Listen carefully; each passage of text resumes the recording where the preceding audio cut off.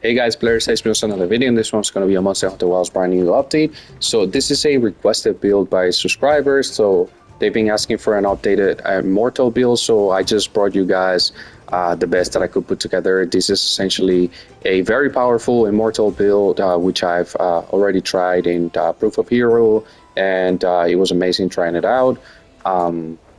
So let me just go ahead, guys, and jump straight into the breakdown for the build. This is not going to be a build that you stand still and you just waste your time and you're not able to kill the monster. This is a very aggressive build that you can take into any quest and do fairly great in terms of damage while also being extremely durable. So let me just go ahead and jump straight into the breakdown, guys. So as you guys can see, those are the abilities. We have maxed out attack boost. You can replace that and just max out critical boost if you want. Since we're only getting to 65% affinity, I decided to go with the attack boost for the just flat damage. So we have focus as well on the grace, or you can replace it on any other weapon that you're using for something that is useful for your weapon. And then we have a level of handicraft also coming from that same focus jewel. We have full defense boost. We have weakness exploit for the affinity, as well as agitator for the 20 extra flat raw attack, as well as the 15% extra affinity. And since you guys can see, we're at neutral affinity, so that puts us at 65 when all the conditions are met. And then we have counter strike for an extra 25 flat raw attack.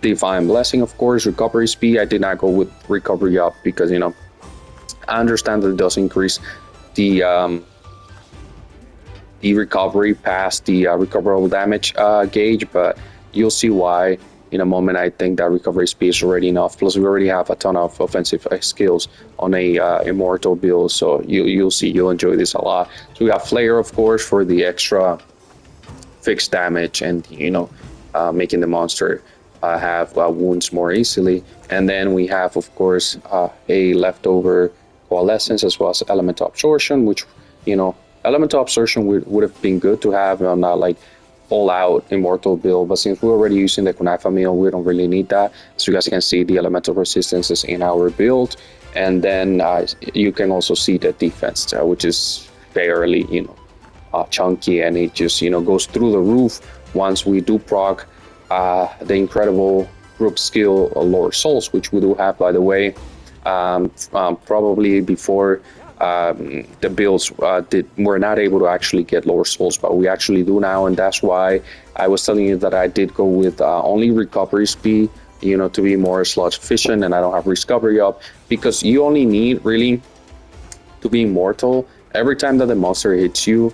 And he's about to one-shot you with that never happens with this build, but in case it does and you take huge amounts of damage for whatever reason, as you guys see on the health bar, we do have that yellow line that indicates that you have to be past that threshold for Lord Souls to actually proc and save you from dying, as well as give you a massive increase in your defense, and that's how you're able to break through the upwards of 800 and 900. So let me just go ahead and keep going with this. So we have the 4-piece for Soshia, so we do have the super recovery too. That's just already overkill in this build, in my opinion. And then on top of that, we have the hasten recovery, which you'll be attacking a ton. I do have let me just go ahead and show you the pieces right away, so you guys can see before we jump into the pieces. We have the Kunafa meal, so we're stacking Defender meal with the divine blessing, so either will definitely proc, and then we have insurance meal,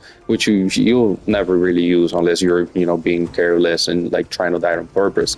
But let's jump into the gear pieces. As you guys can see, we have 3 numinous for the Soshia, and then we also have it right here on the weapon. Those are the decorations, and those are the bonuses. I can prove them a little bit more and gain a little bit more of attack. So you guys can see we have 322 raw attack. We can get a lot more once everything procs within the quest, as well as improving our reinforcement bonuses. But we do actually need Sochia's Pulse and Lord Souls on our active skills on the weapon. And so the element does not matter. Just make sure that you have an attack weapon with those same reinforcement bonuses that I have. Of course, you can make them better. And the element, you can pick whatever element you want. I would definitely recommend though sleep and fire or dragon. And then let me just go ahead and show you talisman. So that's a talisman that I have. It's fairly good, but for this build, you only need a charm that has 4 levels of defense, and then that you're able to actually add 2 more levels, right? And that would be it. Like, so whatever you have that fit that, that fit those requirements, and I have something else that is extra and it is good for you, just go ahead and grab it and equip it. These are the decorations. And yeah, you're gonna see. I'm gonna actually add to the thumbnail the amount of defense that this build is actually able to reach once you basically you die in Lord Souls Brock.